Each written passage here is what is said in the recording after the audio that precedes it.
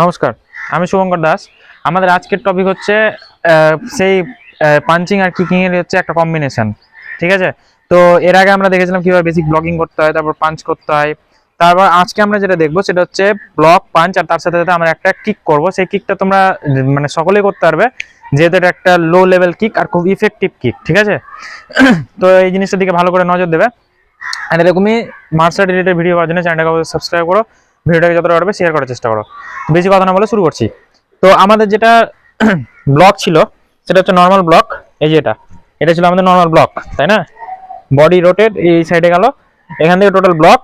Punch ছিল এটা, আমরা লাস্ট শিখেছিলাম হচ্ছে ব্লক পাঞ্চ, এই দুটো শিখেছিলাম, ব্লক পাঞ্চ এই দুটো আমরা শিখেছিলাম। এবার এর সাথে আমরা কি করব, একটা কিক অ্যাড করব, সেটা হচ্ছে লো রাউন্ড হাউস কিক।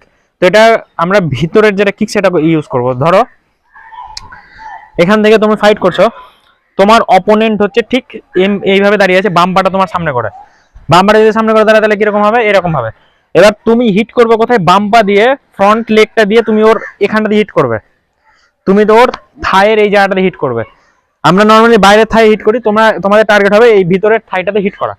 তো এখান থেকে কি করবে, তোমার অপোনেন্টের বাম পা ওখানে আছে, তুমি ফাইট করছো, ব্লক ব্লক ব্লক করার সাথে সাথে পাঞ্চ করলে, করার সঙ্গে সঙ্গে তোমরা কিক করবে।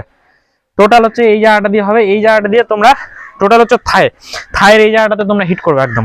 এখান থেকে block punch kick, block punch kick, block punch kick. ঠিক আছে, তো এই ছিল আমাদের কম্বিনেশনটা।